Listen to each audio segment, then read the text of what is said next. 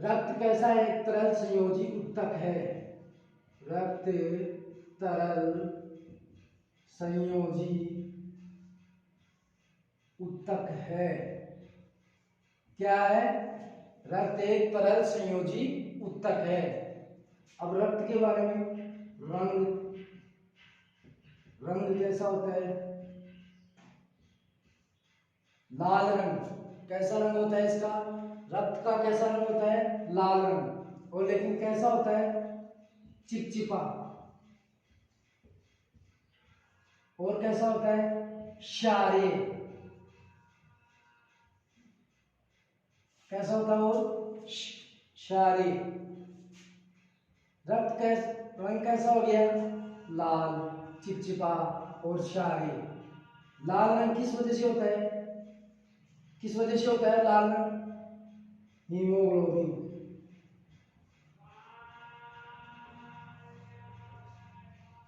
Haemoglobin किसकी वजह से होता है? हीमोग्लोबिन की वजह से होता है। और हीम क्या होता है? दो भागों में बटा होता है। एक कौन से भाग में? हीम। दूसरा ग्लोबिन।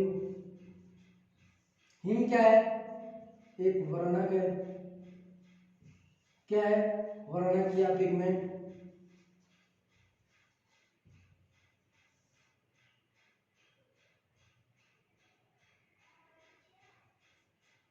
ये क्या है? पिगमेंट है। ग्लोबिन क्या है? प्रोटीन है। क्या है? एक प्रोटीन है। अब इसमें क्या पाया जाता है? हीमोग्लोबिन लोह तत्व है। क्या है? लोह तत्व है। और इसे क्या कह सकते हैं? फेरस भी कह सकते हैं। Fe किसके द्वारा रिप्रेजेंट करते हैं? Fe के द्वारा रिप्रेजेंट करते हैं। अब हीमोग्लोबिन क्या का कार्य क्या है? कार्य के बारे में पढ़ते हैं। इसका कार्य क्या है? क्या करता है? ये गैसों का आदान प्रदान करने का कार्य करता है। गैसों का आदान प्रदान करने, क्या करता है? गैसों का आदान प्रदान करने का कार्य करता है। इसका एक कार्य क्या है? गैसों का आदान प्रदान करने का कार्य है। तो गैसों में मुख्य गैस कौन सी? O2 का परिवहन करता है। O2 का परिवहन जो किस में करता है? O2 का परिवहन रक्त में।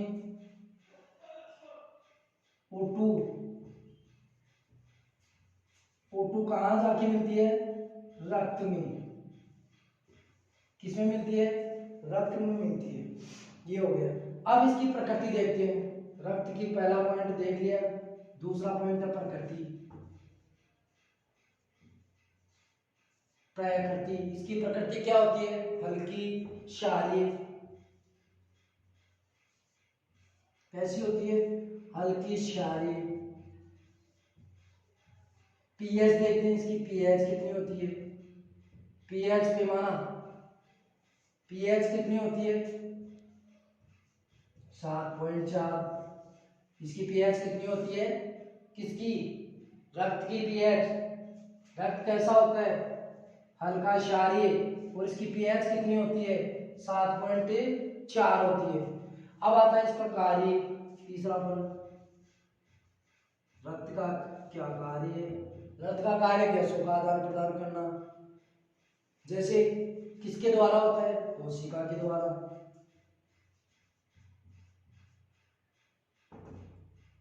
रक्त का आदान प्रदान तो होता है, लेकिन किसके द्वारा होता है? कोशिका के द्वारा।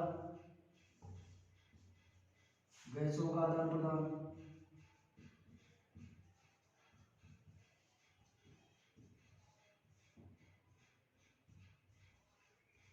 आदान प्रदान क्या करता है? गैसों का आदान प्रदान करता है। अब कोशिका में रक्त कणिका है। कोशिका तो है एक तरह से कार्पस, क्या बोलते हैं उन्हें? क्या कार्पल्स बोलते हैं इंग्लिश में। तो कोशिका कौन कौन सी है ये देख लेते हैं हम। एक होती है आरबीसी, एक होती है डब्ल्यूबीसी, एक होती है प्लेटलेट्स,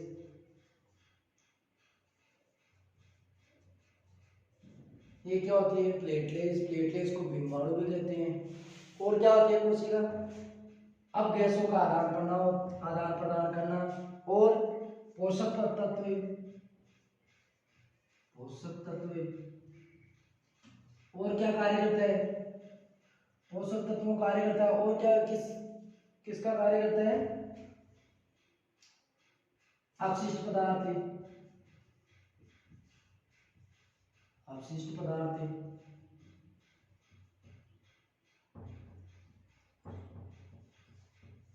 तो अपशिष्ट पदार्थ हो गए, ये कहां जाएंगे, उत्सर्जी अंग,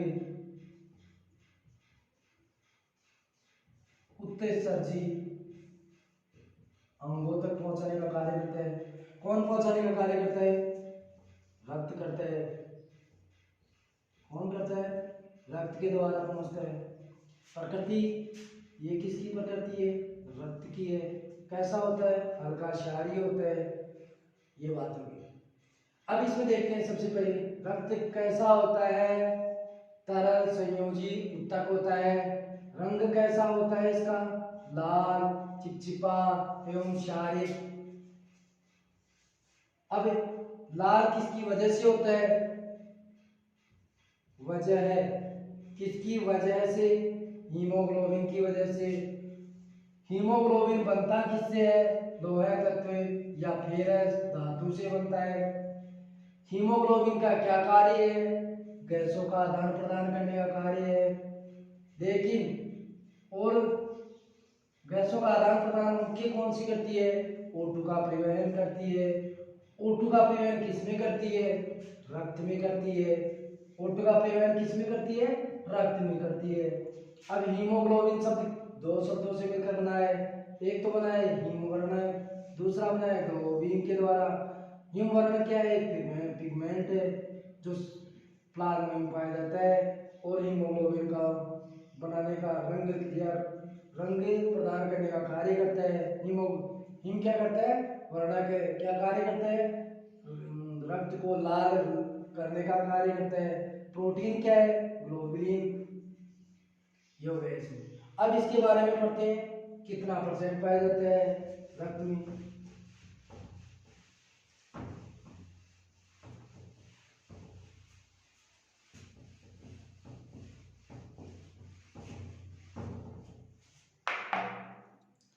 अब रक्त के भाग,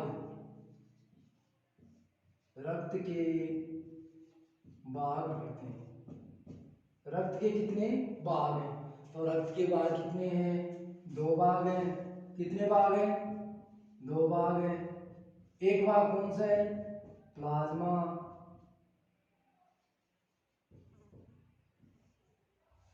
रक्त के दो भाग हैं, पहला कौन सा है, तरल भाग। प्लाज्मा तो इसका भाग है, किसका, तरल भाग का। दूसरा कौन सा है, ठोस भाग, ठोस भाग। अब तरल पदार्थ कौन सा है, प्लाज्मा। प्लाज्मा कैसा होता है, तरल पदार्थ होता है। ठोस, इसको क्या कहते हैं, कोशिकाएं।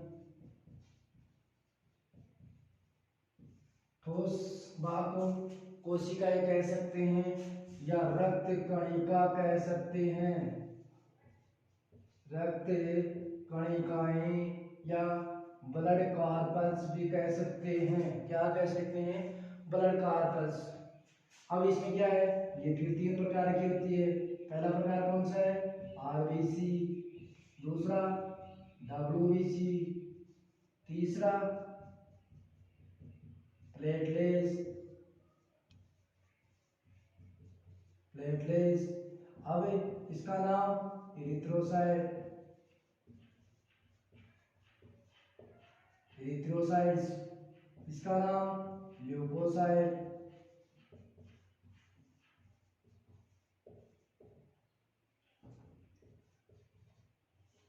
ल्यूकोसाइट कहते हैं।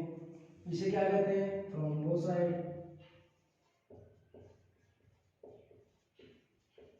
थ्रोम्बोसाइट तो इनका नाम है, लेकिन प्लेटलेट्स का वैसे भी नाम है। इसे क्या कहते हैं? बिंबाणु। इसे क्या कह सकते हैं? बिंबाणु भी कह सकते हैं। आरबीसी का पूरा नाम रेड ब्लड कॉर्पस, मतलब रक्त, लाल रक्त कणिकाएं। डब्ल्यूबीसी का श्वेत रक्त कणिकाएं। और प्लेटलेट्स का है बिंबाणु, या उसका दूसरा नाम है थ्रोम्बोसाइट। सैनिक कणिकाएं किसे कहते हैं? सैनिक कणिकाएं डब्ल्यूबीसी को कह सकते हैं। सैनिक कोशिकाएं या सैनिक सेल्स जो क्या कार्य करती हैं? सुरक्षा का कार्य करती हैं। किसका कार्य करती हैं? सुरक्षा का कार्य कर सकती हैं। अब सबसे ज्यादा मात्रा में रक्त में सबसे ज्यादा मात्रा किसकी पाई जाती है? रक्त में सबसे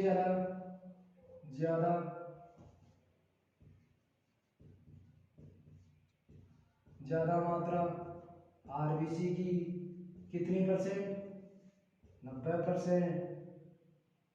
कितनी परसेंट पाई जाती है आरबीसी की मात्रा?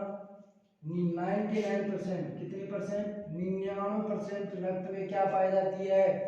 आरबीसी पाई जाती है। आरबीसी का कितना परसेंट पाया जाता है? रक्त में 99% पाया जाता है। और क्या आता है इसमें?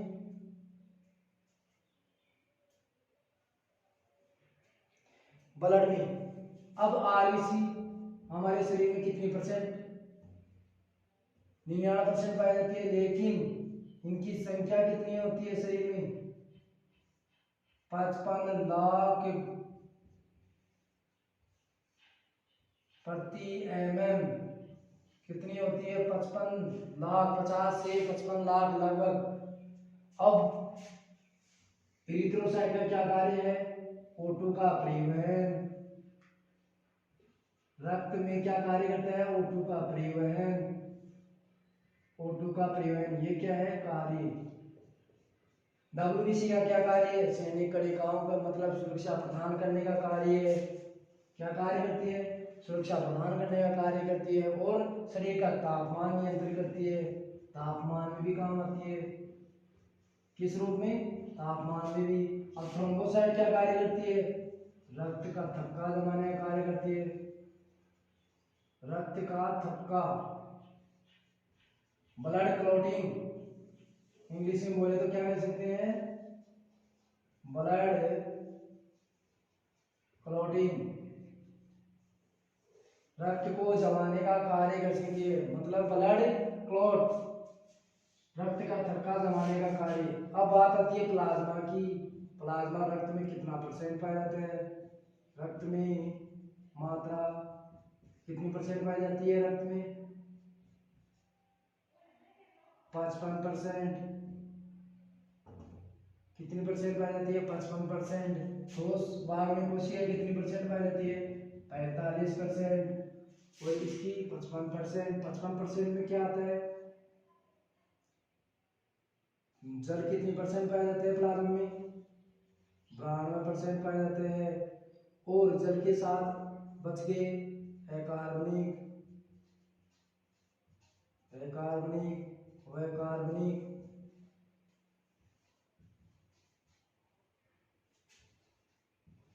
कार्बनिक व अकार्बनिक।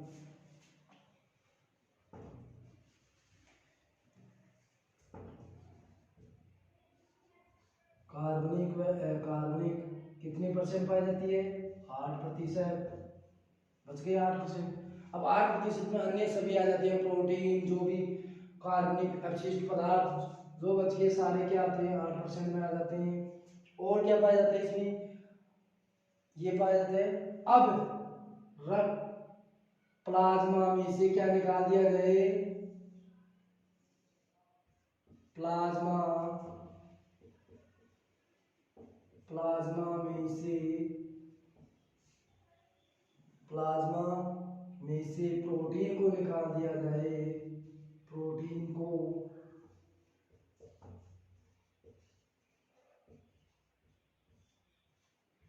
निकाल दिया जाए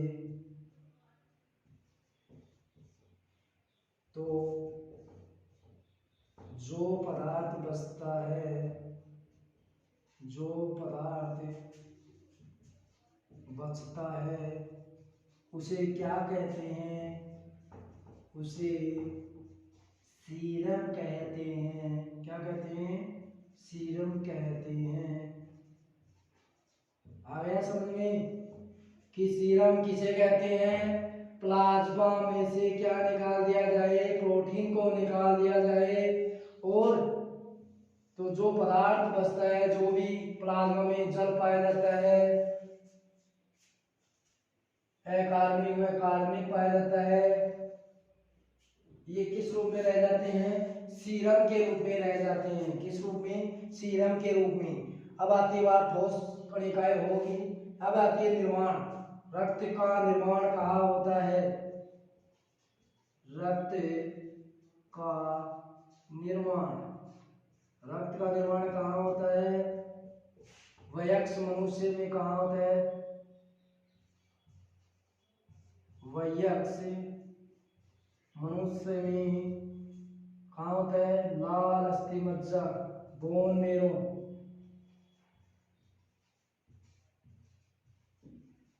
लाल अस्थिमज्जा किसमें पाया जाता है? लाल अस्थिमज्जा में नवजात शिशु में।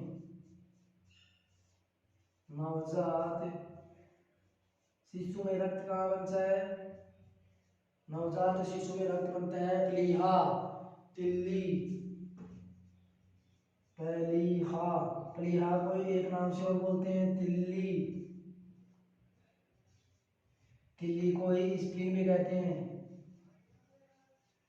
क्या बोलते हैं? स्प्लीन। स्प्लीन ये हो गया, इसमें रक्त के भाग हो गए, रक्त का निर्माण हो गया, और रक्त की प्रकृति हो गई, रक्त की रक्त में रक्त का रंग हो गया, ये पढ़ लिया। अब पढ़ते हैं रक्त समूह। अपना पॉइंट क्या है? रक्त समूह। अब रक्त तो पढ़िया, रक्त के बारे, रक्त का समूह के बारे में पढ़ते हैं। तो रक्त का समूह के बारे में किसने बताया था? कार्ल एंड स्टीनर नामक वैज्ञानिक ने बताया था। रक्त समूह,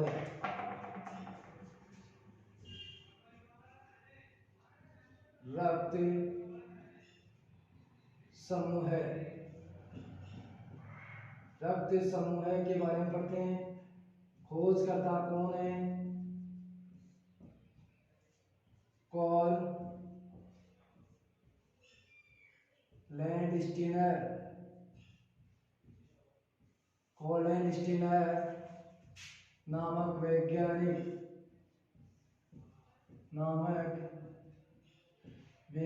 ने कब की थी? 1901 में। कब की थी? 1901 में। अब किसने की थी? इसका वर्गीकरण भी किसने किया था? वर्गीकरण किसने किया था? कार्ल लैंडस्टीनर नामक वैज्ञानिक ने ही किया था। रक्त को कितने भागों में बताया?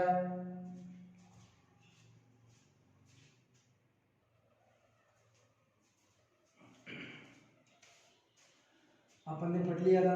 खोज कार्ल लैंडस्टीनर नामक वैज्ञानिक ने 1901 में, और वर्गीकरण कार्ल लैंडस्टीनर नामक वैज्ञानिक ने वर्गीकरण किस आधार पे किया? रक्त में आरबीसी की सतह पर, क्या आरबीसी की सतह पर प्रतिजल, मतलब सतह पर पाए जाने वाले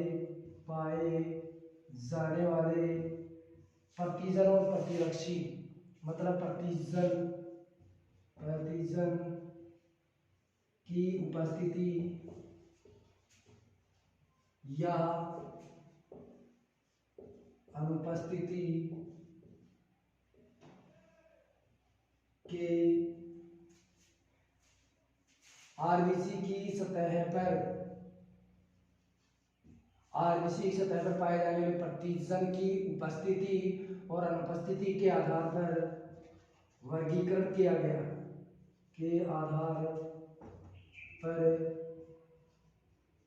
वर्गीकरण किया गया।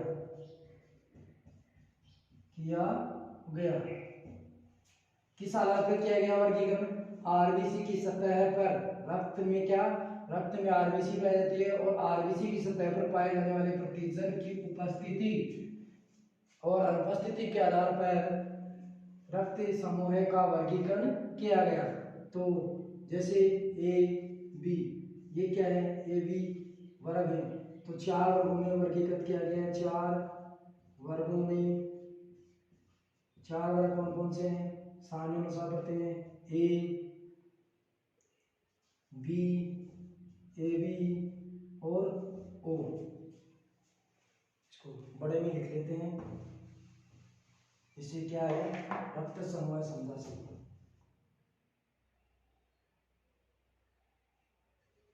रक्त समूह ए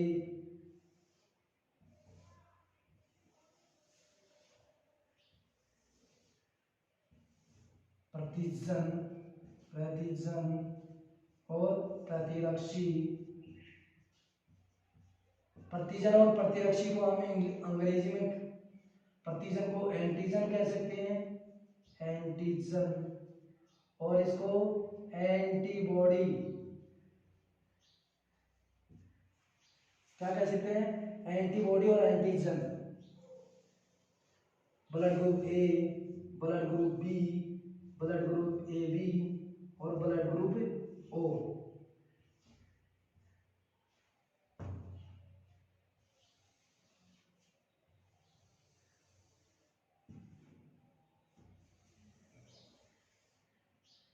इस आधार पर इसका वर्गीकरण किया गया। कौन कौन से प्रकार है? एक प्रकार हो गया, 2, 3 और 4। क्रम संख्या 4 वर्गों में वर्गीकृत किया गया है। कौन कौन सा है? पहला ए बी ओ। प्रतिजन क्या पाया जाएगा? ए में क्या होता है? प्रतिजन ए ही उपस्थित होता है। बी में क्या होता है? बी। और ए बी में क्या होता है? ए और बी।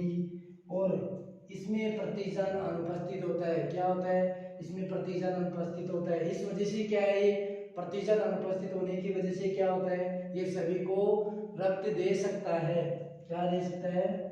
रक्त दे सकता है। क्यों? क्योंकि इसमें प्रतिजन नहीं बनता है। नहीं बनेगा तो एंटीबॉडी की कोई महत्व नहीं है। इस वजह से क्या है?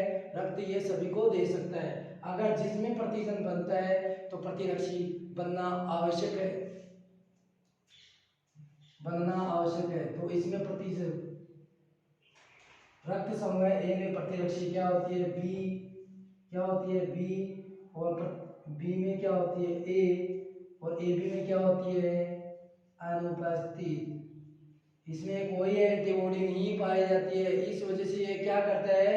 सभी से ही रक्त ले सकता है। क्या ले सकता है? रक्त ले सकता है। ए और बी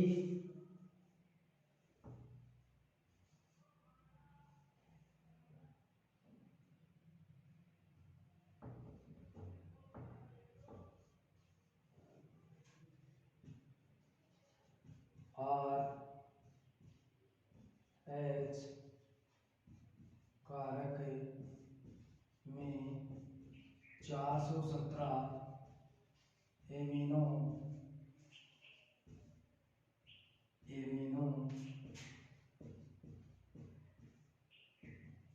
417 एमिनो अम्लों की एक प्रोटीन होती है। एमिनो अम्लों की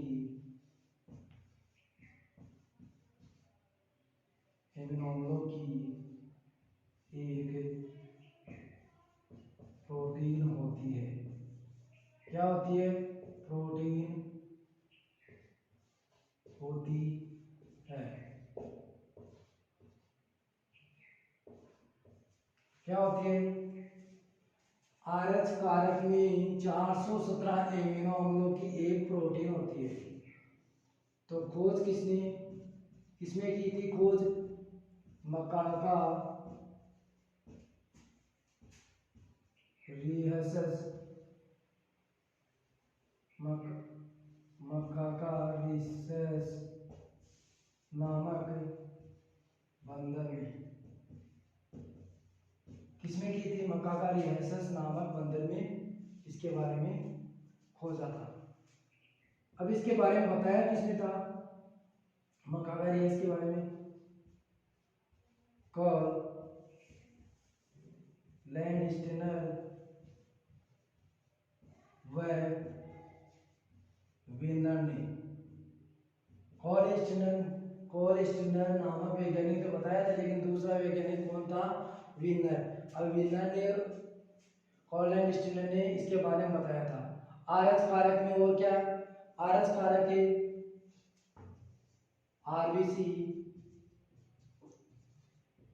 आरबीसी में blood group A, blood group B, blood group A B और ब्लड ग्रुप ओ। इनकी सतह पर क्या होता है? आरएच कारक पाए जाते हैं। क्या होता है? इनकी सतह पर उपस्थित क्या होता है? इनकी सतह पर पाया जाता है, इनकी सतह पर उपस्थित होता है। तभी पता चलता है कि इसका रक्त, तब क्या पता चलता है इसका रक्त पॉजिटिव है या इसका रक्त नेगेटिव है, या ब्लड ग्रुप बी का पॉजिटिव है, ब्लड ग्रुप बी का नेगेटिव है। इस बारे में तभी पता चलता है कब? जब इनकी आरबीसी में की सतह पर आरएच उपस्थित हो। अब पढ़ते हैं इनके व्यक्ति कितने परसेंट पाए जाते हैं। मतलब आरएच की उपस्थिति होगी तो आरएच कैसा होगा? पॉजिटिव, मतलब धनात्मक। कैसा होगा? धनात्मक। अगर आरएच की अनुपस्थिति होगी तो कैसा होगा? RH negative.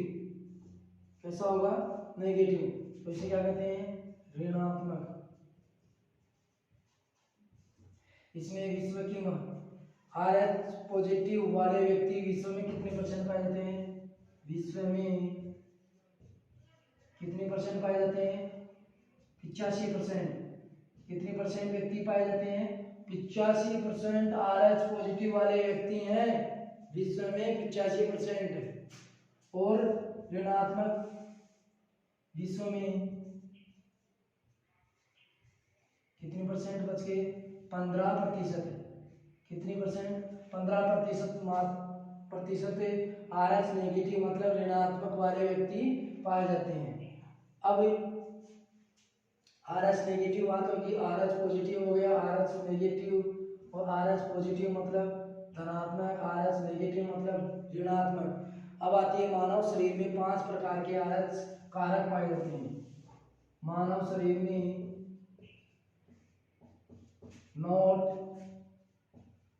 मोस्ट क्वेश्चन है, मानव शरीर में आरएच कारक 5 प्रकार के होते हैं। 5 प्रकार के पाए जाते हैं।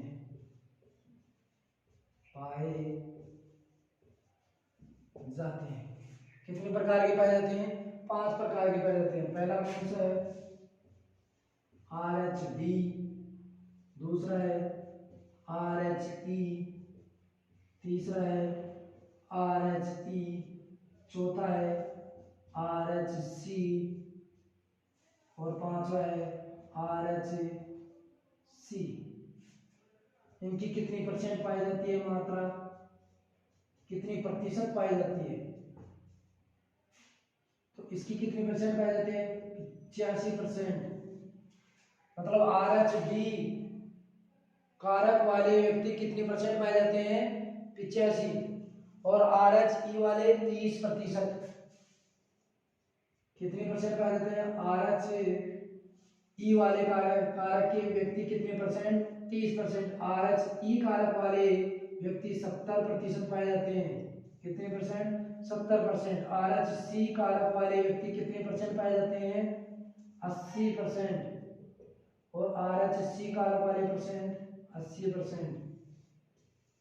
अब सबसे ज्यादा आर एच डी कारक वाले व्यक्ति 85% पाए जाते हैं। सबसे ज्यादा सबसे ज्यादा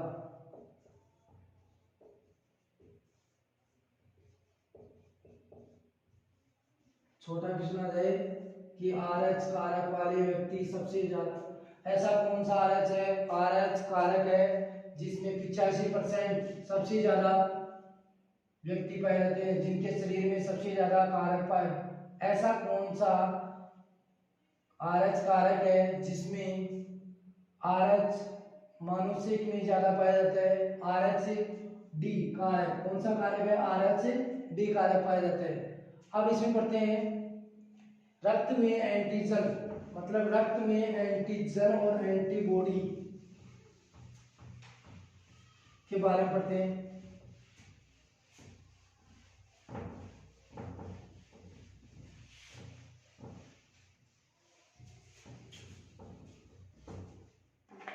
रक्त में एंटीजन का जीन परमाणु पढ़ते हैं।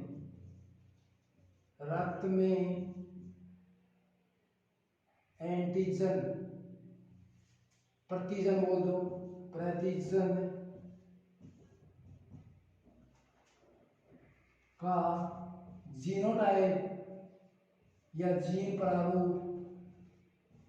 इंग्लिश में क्या कहते हैं इसे? अंग्रेजी में जीनोटाइप भी कह सकते हैं। क्या कह सकते हैं? जीनोटाइप। अब इसमें क्या होता है?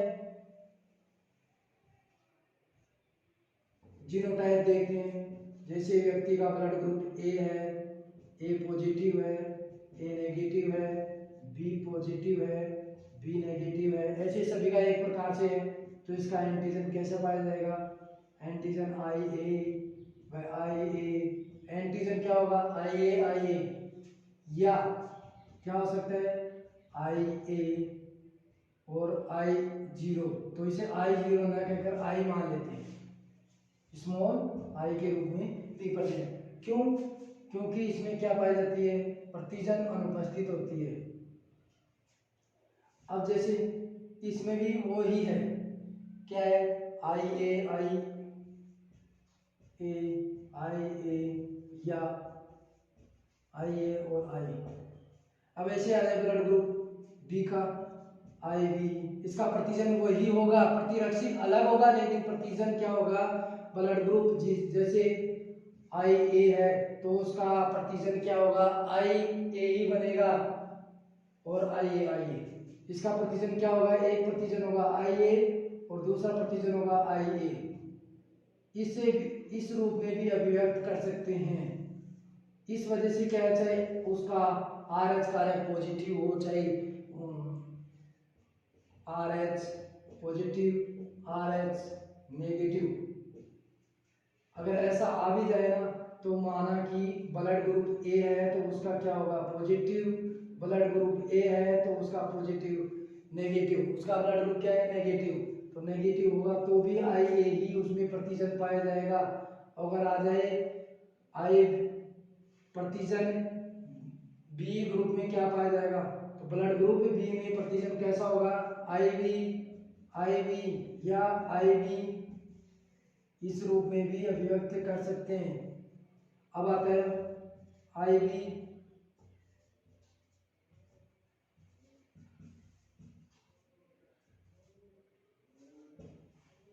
ऐसे ही ब्लड ग्रुप ओ आ जाए, ओ पॉजिटिव आ जाए, ओ नेगेटिव आ जाए, कोई दिक्कत नहीं है, वो ही आई ओ।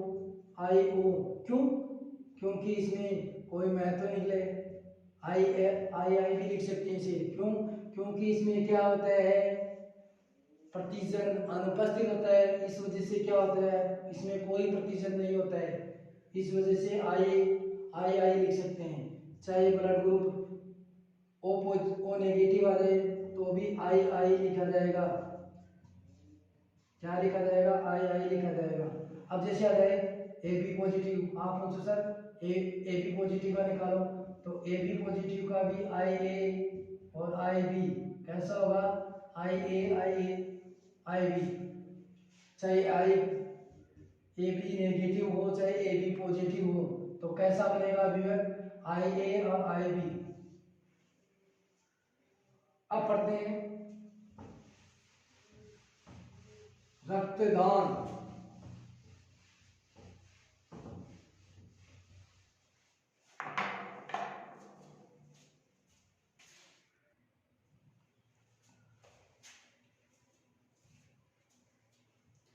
अपना पॉइंट है रक्तदान। रक्तदान का मतलब रक्तदान करते समय किस किस चीज़ों की आवश्यकता होनी चाहिए, रक्तदान के समय किस चीज़ की सावधानी रखनी चाहिए। तो रक्तदान एक ऐसी विधि है, क्या है, एक ऐसी विधि है जिसमें एक व्यक्ति से दूसरे व्यक्ति में रक्त परिसंचरण तंत्र में रक्त या रक्त के भाग, मतलब एक व्यक्ति से दूसरे व्यक्ति के रक्त परिसंचरण तंत्र में रक्त के या रक्त के भाग, रक्त का या रक्त के भाग, जैसे कौन सा प्लेटलेट्स, दूसरा प्लाज्मा, इनका क्या हो संचरण किया जाता है, उसे क्या कहते हैं, रक्तदान कह सकते हैं। लेकिन सर्वप्रथम रक्तदान 15 जून 1667 में किया गया। किसने किया था, जीन बैप्टिस्ट डेनिस ने किया था। किसने किया था, एक 13 वर्षीय बालक था, 13 वर्षीय बालक में एक भेड़ का क्या किया था, एक भेड़ का रक्तदान करवाया था।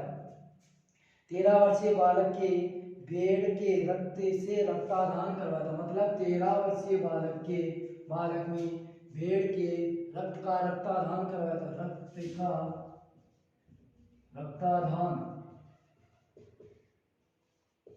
रक्तदान करवाया था। लेकिन फिर बाद में क्या हो गया, इस पे बैन लग गया। क्यों, पशुओं का भी ऐसे रक्तदान निकाल के पशुओं का मिला लेते थे, इस वजह से इस पे बैन निषेध कर दिया गया। अब बात आती है रक्तदान की आवश्यकता। सबसे पहले क्या आवश्यकता है, चोट लगने या अत्यधिक रक्तस्राव होने पर शल्य चिकित्सा के दौरान उसकी आवश्यकता पड़ती है। किस चीज की, शल्य चिकित्सा की। फिर किस चीज की पड़ती है, रक्त विमाणु की, रक्त विमाणु या अल्पता की स्थिति में पड़ती है। दूसरी हीमोफीलिया के रोगों के कारण। और पांचवा पॉइंट क्या है, रक्त की अल्पहीनता के कारण। लास्ट पॉइंट क्या है, रक्त अल्पहीनता के कारण।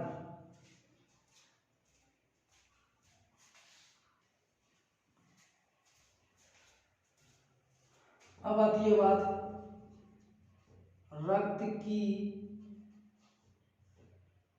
रक्तदान की प्रक्रिया।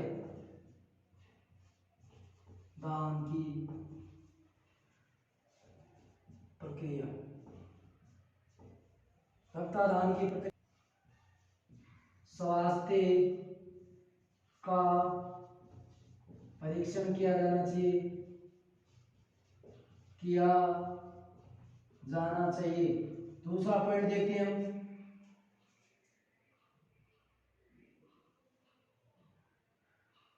निर्जमीकृत रक्त रोधी थैलियों में किया जाना चाहिए। निर्जमीकृत थैलियों में रक्त का संग्रह किया जाना चाहिए। क्या, रक्त का संग्रह किस रूप में, निर्जमीकृत रक्त थक्का रोधी, मतलब जिसमें थक्का न जमे, थक्का रोधी थैलियों में रक्तारोधी।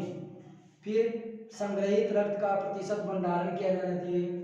संग्रहित रक्त का क्या होना चाहिए,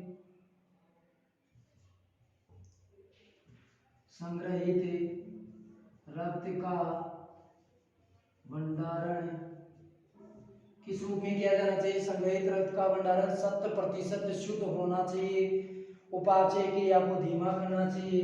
क्या करना चाहिए? उपापचय क्रिया को नियंत्रित, उपापचय क्रिया को नियंत्रित। और क्या होता है इसमें बात? और इसमें बात आती है रक्तादान के संग्रहण में। संग्रहित रक्त में कई प्रकार की जांचें होती है, जांच भी की जानी चाहिए। 5वां पॉइंट, रक्त में कई प्रकार की जांचें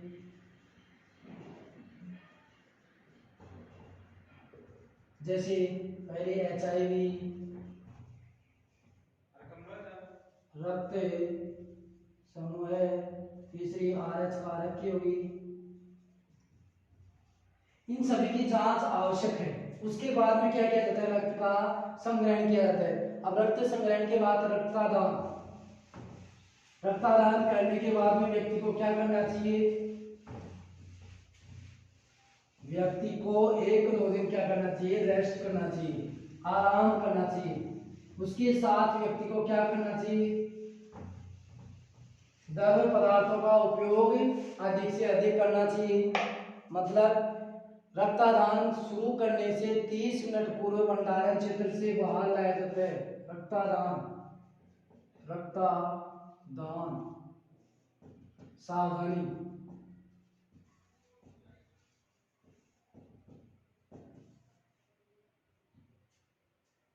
सावधानी पहला पॉइंट आ गया कि व्यक्ति को रक्तदान के बाद में क्या करना चाहिए? आराम करना चाहिए। वैसे रक्त की रिकवरी कितने दिन में? 72 घंटे में रिकवरी हो जाती है। रिकवरी के अंदर क्या होता है? प्लेटलेट्स,